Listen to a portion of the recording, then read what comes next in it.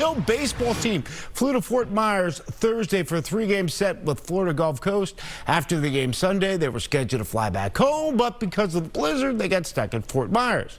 So instead of flying home, they're now on a 20-hour bus ride to Virginia. How cool is They that? get there tomorrow. That's wonderful. They will play VMI this weekend. It's been a little bit of a roller coaster, but I want to shout out our coaches for keeping it smooth, running everything smoothly. We practiced outside these past 2 days, got our work in to make sure we're ready to go for this weekend, and the guys are loving it. We thought we'd have a little 3-day trip down to Florida, but it's kind of been extended. Kind of an early spring break for us, which has been awesome to get outside on the field. Something we haven't been able to do, obviously, with all the snow back home.